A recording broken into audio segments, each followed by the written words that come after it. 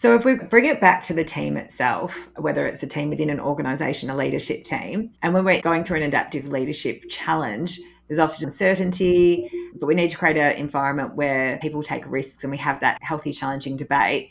Do you have any tips or techniques to help people feel comfortable having that healthy, challenging debate and taking more risks? Yeah. One of the things that I try to do, again, as a person with authority in this system, but I don't have authority in every system, is to set the groundwork of we're going to name that this is going to be difficult. We're going to name that we probably aren't all going to come down on this issue on the same in the same space. That there's going to be some challenge there, and invite challenge. Oftentimes, I think people are unwilling or uncomfortable engaging in difficult dialogue because the invitation hasn't been laid. We think people know that they have the right and responsibility of showing up that way, but sometimes people need to be explicitly invited to share. And then I think the other thing is coaching people. I've heard people who work in the adaptive space say things like, I challenged authority. That to me feels very risky. You may not want to challenge authority, but you probably should be challenging ideas. You should be challenging the status quo.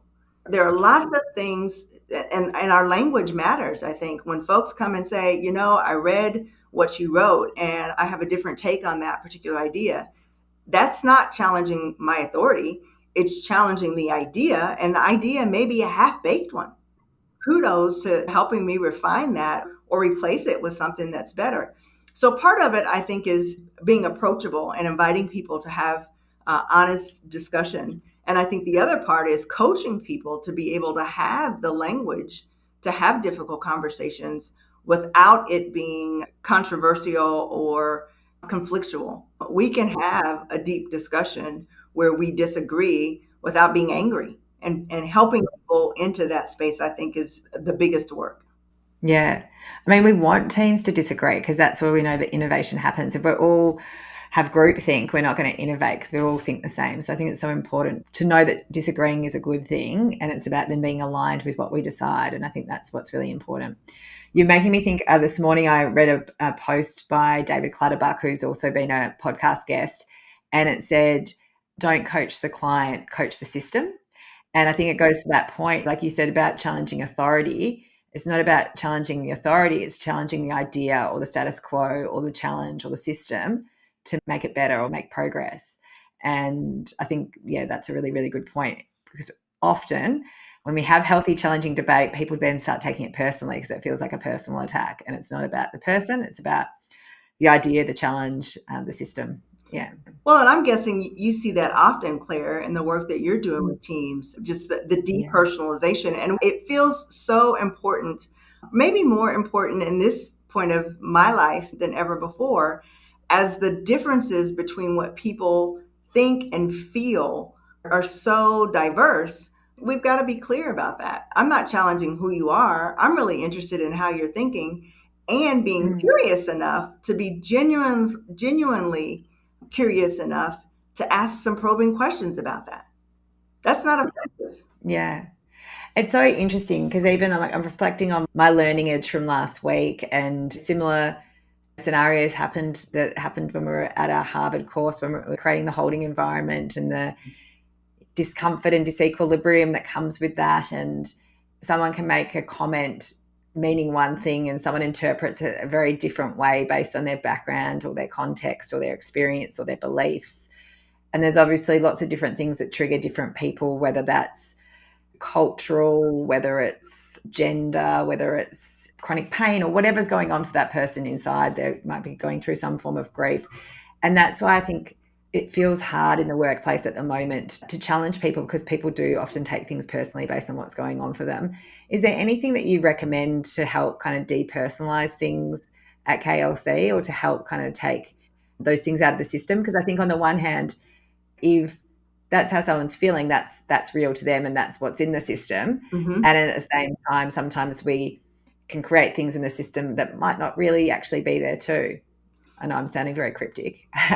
No, I think I'm following you exactly. I think two things. I think one, shared language, and being able to use a word. It's kind of like a safe word. Around here, Our folks will say, well, I want to offer a different interpretation, um, which then means I'm thinking about it or looking at it differently, but not because I disagree with you, just because I'm looking at it differently. And that is depersonalizing. So I think one shared language that is understood amongst people, particularly in teams that are working together, where there's enough time and energy and opportunity for folks to develop a shared language.